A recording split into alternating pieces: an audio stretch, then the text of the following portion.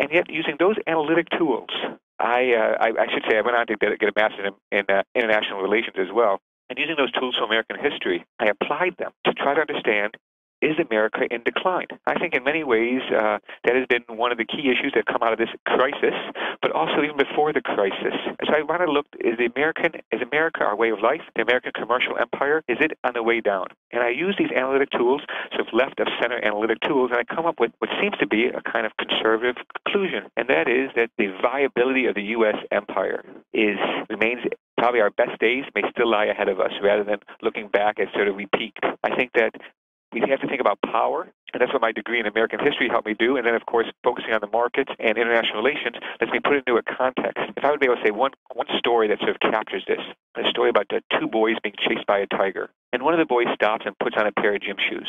And his friend says to him, you're not going to be able to outrun the tiger by just putting on gym shoes.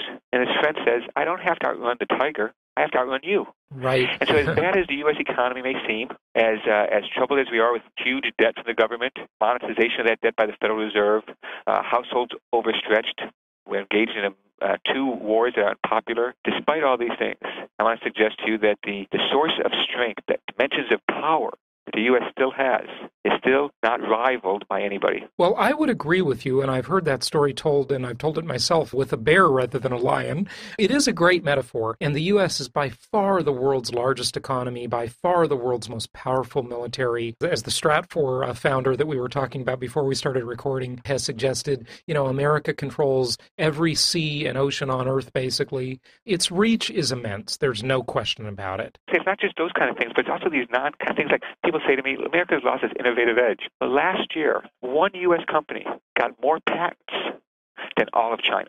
Who was that, by the way? Full disclosure, I do not own money. I do not have investment in this company. It's IBM. IBM, really? Okay. And so I think, well, what about other things of the future, not just like military? It turns out the U.S. spends roughly twice the amount of money as, say, China does, percentage of GDP, on research and development.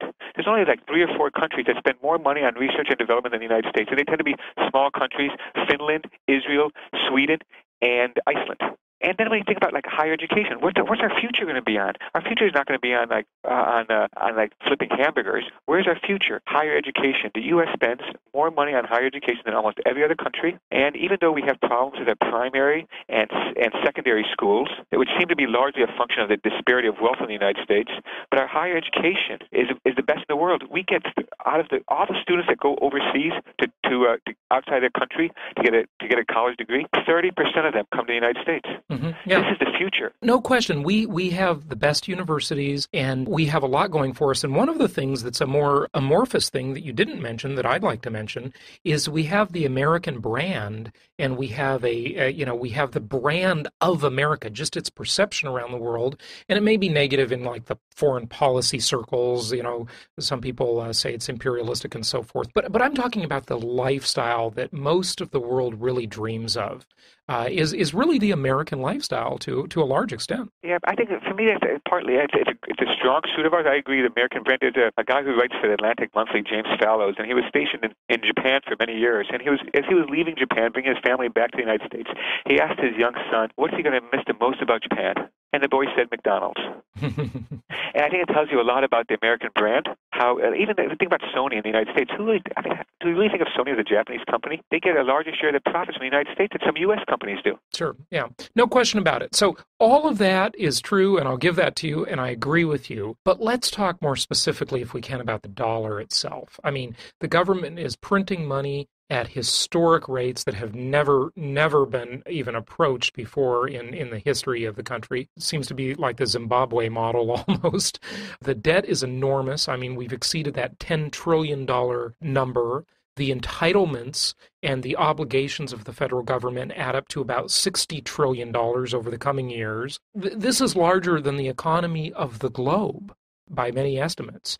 How will we pay for all of this? I mean, where will the resources come from to not have the dollar debased by printing more of it? Yeah, sure. No, you raise very important questions. I think this is like the $2 million question, as it were. I think partly, again, when your listeners buy a stock or a bond, they know what they're buying. They're buying a claim on a future earnings stream that can be modeled.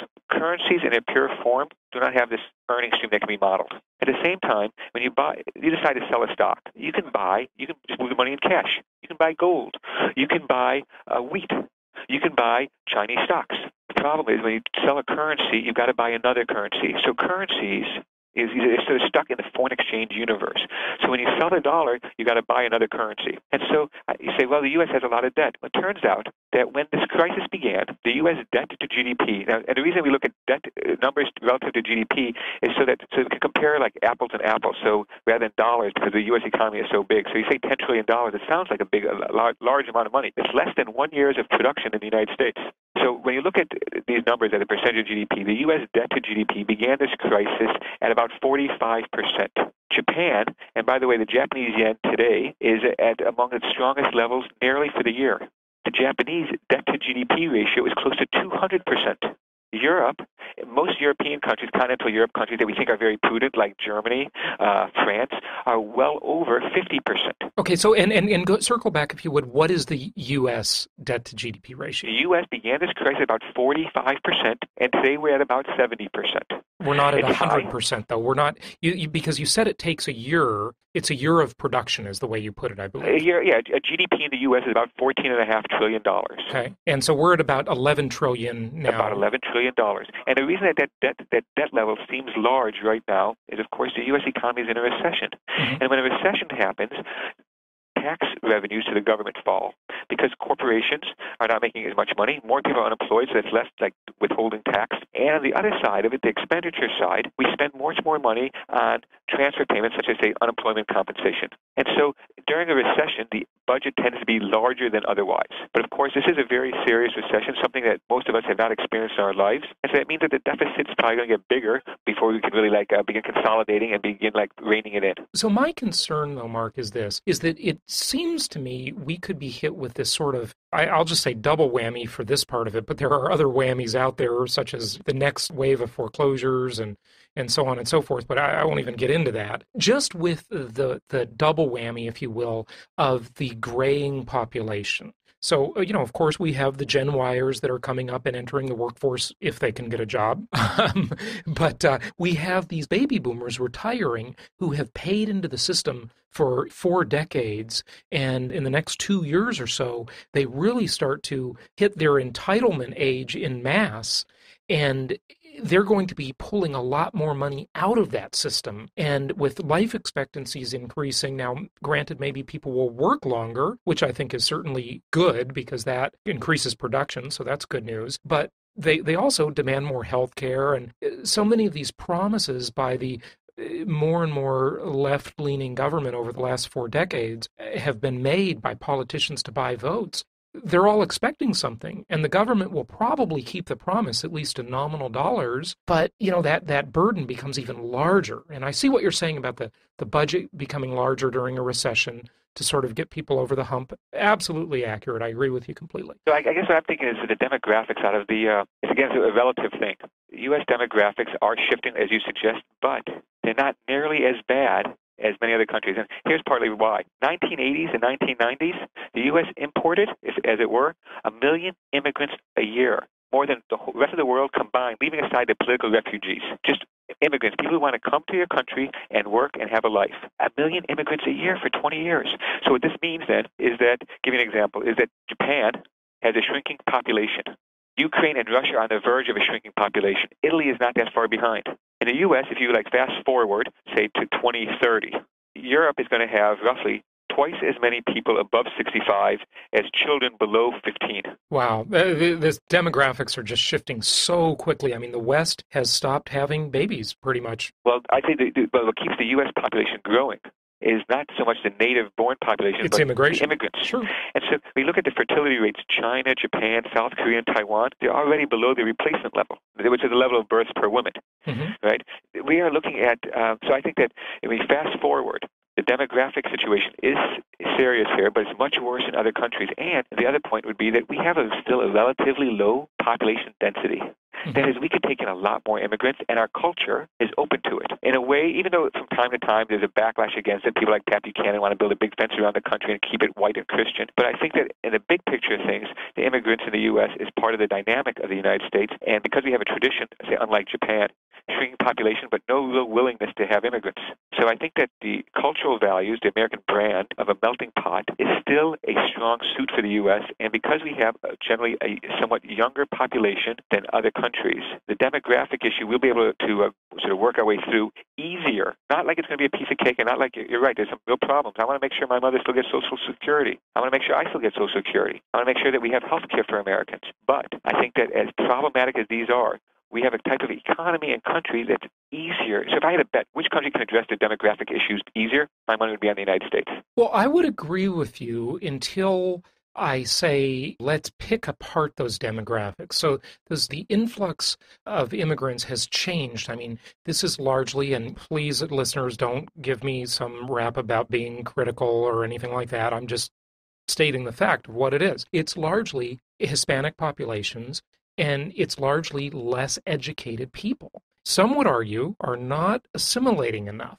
Some are, some aren't, of course, it depends. But what do you say to that? I mean, these are not like high-income, highly educated people, for the most part. Right. Now, I think that's part of the beautiful thing about how immigration in the U.S. works. My family came over in the 1880s, and they still spoke the old language. My family came from Poland and Lithuania. They were still speaking the old language, and it took a generation, 2 generations for them to fit in. Remember, you can go to many urban centers in the U.S. still and find different ethnic neighborhoods. And so I think that this is largely a issue of sort of like digestion. A surge of immigrants, and now we're trying to digest it in a time when we've got rising unemployment and greater anxiety that that now we've got, after the Berlin Wall fell and after China embraced capitalism, you've got now a worker in the United States not just competes with Western Europeans and Canadians and Japanese, but now they got to compete with 1.1 billion Chinese, another billion Indians, and hundreds of millions of Eastern Central Europeans. So I think that anxiety makes us a little bit more centered to the immigrant issue. But I think that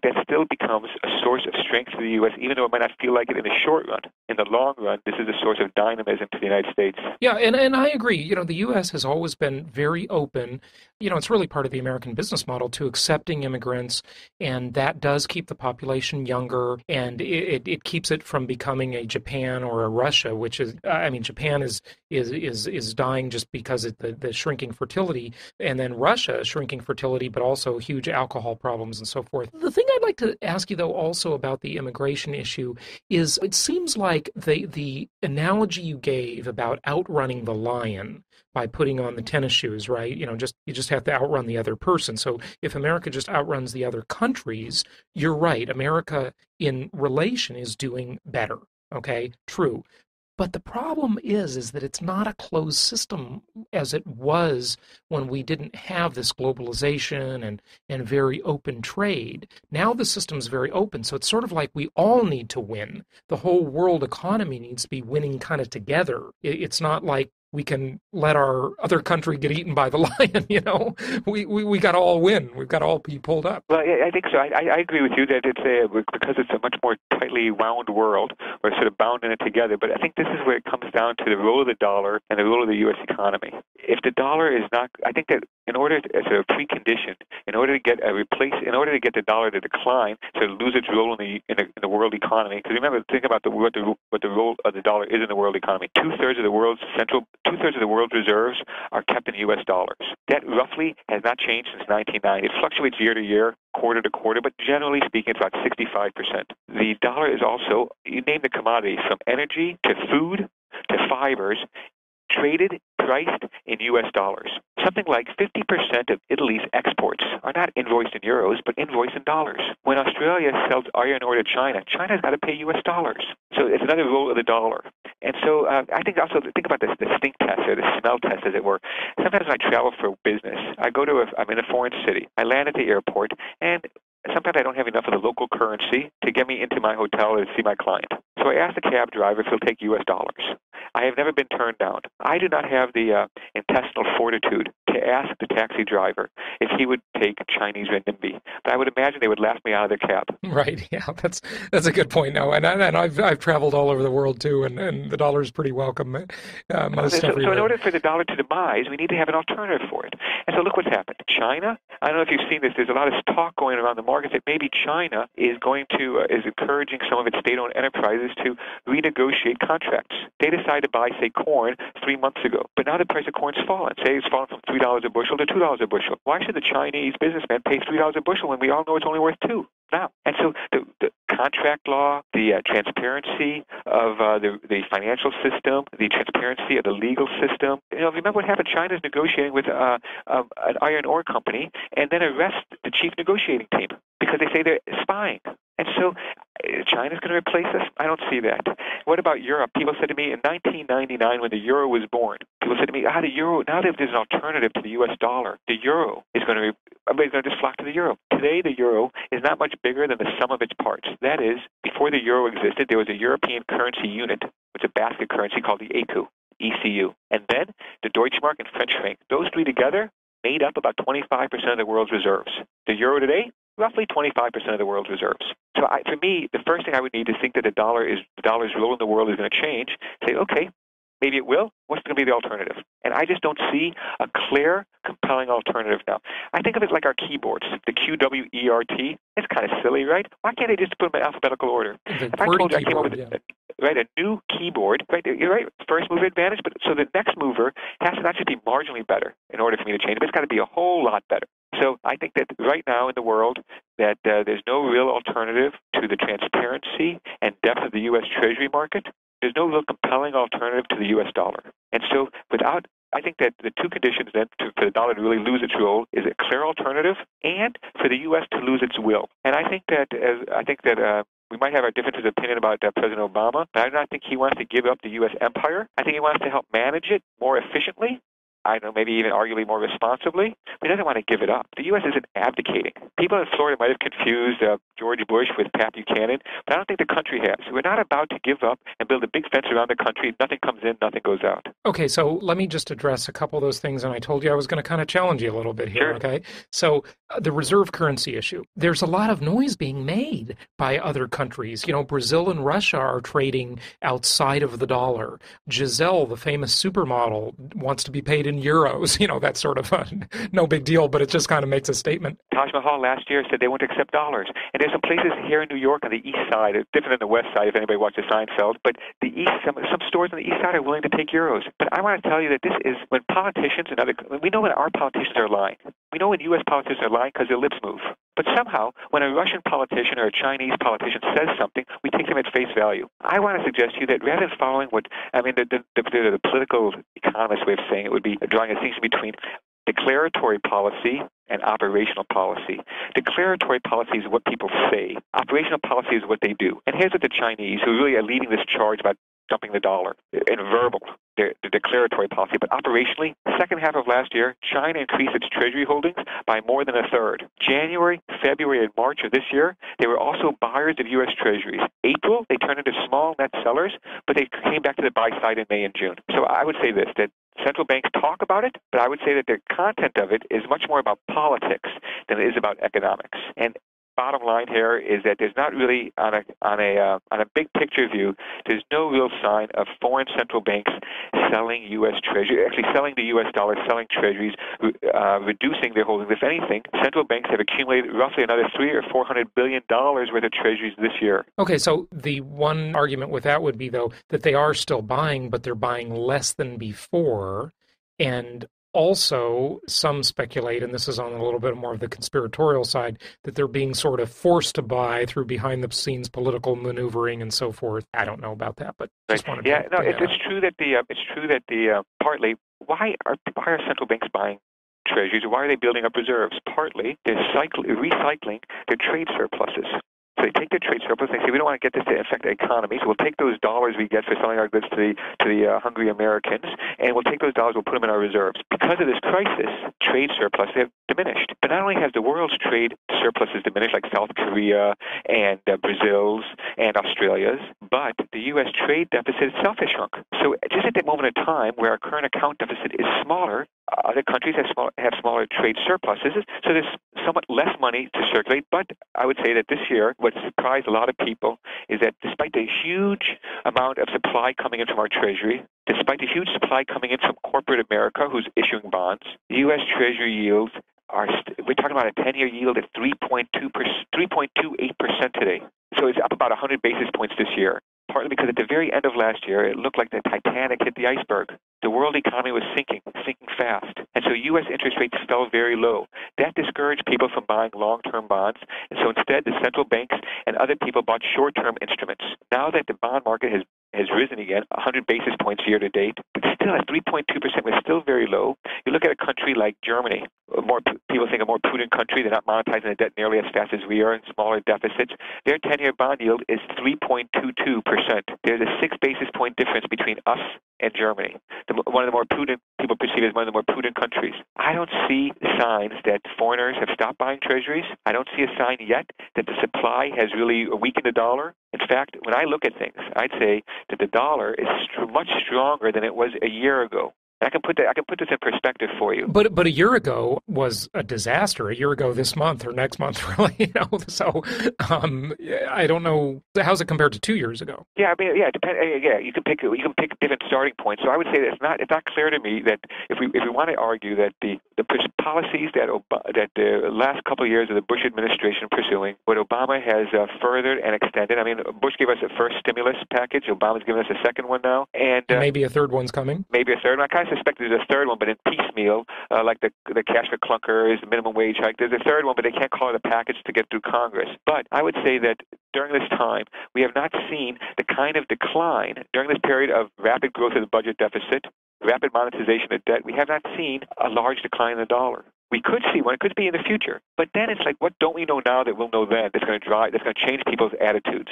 I just don't see I see the inflationary risk, but I think that in the near term, the bigger risk than inflation is the opposite of inflation, which is deflation. I'll give you an example. We have this thing that both the Federal Reserve and the ECB, the European Central Bank, have cited as a gauge of inflation expectations. What they want to do is they don't really care where inflation is in the very short run, because that's going to be influenced by the price of oil and commodities.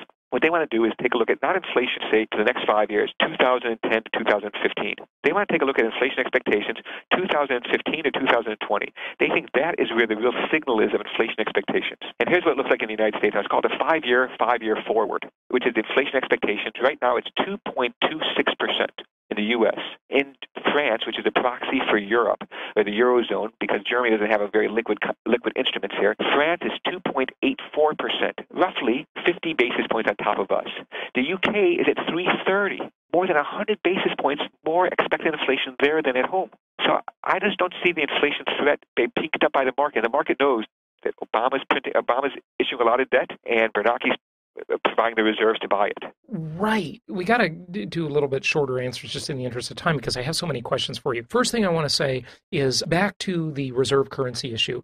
That G20 meeting that was held, about 2 months ago? April. What was going on there? It's so secretive and so forth. I mean, there's rumors of talk of a new currency.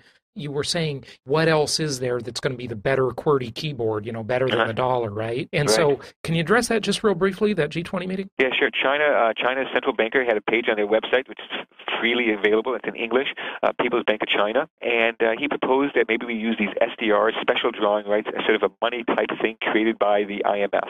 No official that I've spoken with thinks it's really a starter. It's primarily a way that China can tell the U.S. to bugger off. That is, to every other meeting that there was before this G20 meeting, the U.S. would tell China, get your currency to appreciate. China was getting tired of being picked on, and so China retaliated. And as we know from sports, the best type of one of the best forms of defense is to go on offense. And that's what China did. Ahead of the G20 meeting coming up, China's not saying a word about it, and we're not saying a word about their currency. There's been like a agreement to disagree, and we both have sort of backed off from teasing each other, from sort of trying to egg each other on. And China has been accused, by the way, of artificially devaluing its currency to increase its exports. Yes, the Chinese currency under Bretton Woods, the fixed exchange rate regime, currencies were allowed to move in a 1% band, and that was regarded as fixed exchange rate. I mean, since the beginning of this year, China's currencies moved in less than 0.75% range. It's fixed back to the dollar. And then your prior thought that you were just giving a moment ago, one of the things that whole argument presupposes, though, is that the U.S. has accurate expectations of inflation with that index that you were talking about. Maybe the U.S. is manipulating more. I mean, certainly no one would disagree that the CPI is manipulated and so forth, to whatever side you want to think it is, but no one says it's perfectly accurate by any means, or the core rate. And then why would the expectation numbers be accurate either? Maybe other countries have more accurate expectation stats and the U.S. has less accurate stats. Yeah, that's fascinating because I really like that. I mean, you see that game show, Who Wants to Be a Millionaire? Mm-hmm, sure. Well, it turns out that the audience is right 95% of the time when they're asked. And so that's one of the beautiful things about the market, is that it aggregates all of our individual knowledge. As individuals, we might be silly, stupid, uninformed, but as a group, we're very smart. And it turns out that that's why the Federal Reserve and the ECB often cite market-driven prices or instruments as reflections of inflation expectations, because you get an aggregate. People who are willing to put their money where their mouths are, they vote with their pocketbook, in effect. And so these indexes I mentioned, the 5-year forward, is determined by people buying and selling things all day long. That's why not only the audience is right 95% of the time, but that's why opinion polls, like polls of who's going to win for president of the United States, tend to be more accurate than many of the individual forecasters. So I'd say that it's not perfect. There's a number of different ways to get inflation expectations. Market instruments seem to be what central banks are looking at. Okay, so please explain to the audience, if you would, if there is any difference between the value of the dollar, whether it be moving up or down, and inflation and deflation. Are those separate issues, or are they the same thing? Let me put it this way. Inflation, as the way economists understands it, would be an increase in the general price level. If you say the price of gasoline goes up, is that inflationary? I'd say, well, the more money you have to spend on gasoline, the less money you have to take the family out for a restaurant. So what we're really talking about there is a relative price change. The price of gasoline goes up, other prices fall because of lack of demand, or stay the same. Inflation is an increase in general prices. Deflation is a general fall in prices. So what happens then is what causes inflation. Some people think, Milton Friedman, that inflation is a monetary phenomenon, that the central bank prints off more money than the goods are being created, more money chasing few goods. So how does the dollar fit in here? Oftentimes when the dollar falls, the argument goes, the dollar declines, and the price of imports, and Americans are really hooked on imports. If the dollar falls, the imports that we buy, the price goes up. So say the dollar falls against the Japanese yen, and now the price of our maybe a stereo system goes up. And then that allows domestic producers to raise their price, and now you've got a general price increase. Some interesting things about why it typically does not happen like that in the United States. A good comes into the United States, say to the New Jersey port or California port. The price of that import then, that good that comes in, now has to be stored, it has to be marketed, and it has to be distributed. Those costs, storage, marketing, distribution, adds on 30 to 50% of the price of a good. And those prices, the storage, the marketing, the distribution, are dollar denominated. So typically, we'd call it pass-through. That is, how much of the currency adjustment is passed through the consumer. It's interesting because capitalism is not monolithic. Countries, say in Europe and Japan, for example, they rely much more on bank capital. The bank capital is patient. So when they compete, they're more likely to eat the currency shift and try to preserve market share, because that's their long-term way of staying in the business. American businesses, British businesses, when we're hit with an exchange rate shock, we have access not so much to patient capital, but the impatient capital of the market. So for companies in the U.S. and the U.K. who get hit with an exchange rate shock, they have to pass on to their customer. They compete by preserving profit margin. European and Japanese companies compete by preserving market share. Two different ways of competing, and their way, that is European and Japanese way of competing, helps prevent a weak dollar from fueling inflation. Okay, so what you're really saying there is that the value of the widget coming into the port is only a small, well, it's not a small portion, but it's certainly not everything in terms of what happens, because what happens after it gets here is all dollar denominated, and that really determines a lot about prices and inflation or deflation. Is that correct? Right. Yep. Okay. And the other point I'd make is that almost 95% of what the U.S. imports is already invoiced in dollars. People don't charge us Chinese renminbi when we buy Chinese imports. We don't pay Brazilian reais when we buy something from Brazil. We pay dollars. So that and these prices, when businesses make prices, they usually are locked in for a period of time, 6 months, 12 months. It's not something that changes. The currency market is volatile. It moves around quite a bit. But prices of our goods don't adjust as quickly as the price of money. Yeah, well, certainly I agree with that. Now, it's sort of interesting to note, and I'm sure you've studied the Zimbabwe disaster. I remember reading just several months ago that they were arresting shopkeepers. What happened is prices were rising so fast due to their printing press. They told the shopkeepers that they could not raise prices. If they did raise prices, they would be arrested. And so shopkeepers just decided, hey, look, if I can't raise my prices, the currency's devaluing so quickly. If I can't raise my prices, I can't stay in business. So they just stopped selling goods, and then it led to shortages. So it's interesting, when you talk about Milton Friedman and how he and the Chicago School believe, inflation everywhere, and it always is a monetary phenomenon. Harry Dent and Mark Chandler, yourself, would differ with that. I'm having a hard time getting my head around that it's not a monetary phenomenon. I know there are other factors, but it just seems if you have more dollars chasing a limited supply of goods and services, you're going to see price increases ultimately. Takes time, doesn't work its way through the system instantly. I've heard everything you say, but I got to let this sit with me for a while. Right. I think that a lot of people are concerned. I'd say for most people, I think about Warren Buffett's piece in the New York Times a few weeks ago. I think he called it greenback emissions. Mm-hmm. And his argument wasn't so much about current inflation, but the prospect of future inflation. I think that's what really scares a lot. I want to say most of the institutional money managers I know, many of the high net worth individuals I know, they're concerned about inflation, not today, not tomorrow, maybe even not next year. So I think they are very sympathetic to your point. And I would say that, from my point of view, I'd say that it's a possibility rather than a certainty. And I think that it becomes I want to say that the book has not been written yet. That is, our fate is in our own hands. What's happened is the Federal Reserve has printed, in effect, a lot of money. But that money, the bulk of it, has stayed at the Federal Reserve. The banks, basically what happens when the Federal Reserve buys a bond from the market, rather than just printing off money, they credit the banks in their reserve account. And the banks leave that money with their account at the Federal Reserve, the bulk of the money, hundreds of billions of dollars now. And so the issue is, will this money, which is where people think the fuel is going to come for inflation, will this money leak out of the Federal Reserve and chase goods or financial assets? And right now the problem is that we can't get the banks to loan the money. Well, you're right about that, but that's the whole point of the Obama spending. Obama's pitch is, look, I'm going to spend money, and granted he's going to do it on cash for clunkers, infrastructure, energy efficiency, all of the big goals that I hope work out. But money will be put into the economy under an Obama administration. It will be in people's hands. Yes, it's true, but it's making up for the loss of, I'd say that money is making up for the loss elsewhere. It's not like new money coming to the system. A lot of money has been destroyed by falling house prices, by the decline in equity markets, even though the stock market's up this year, we're having a good year, yes, but still well off of its highs.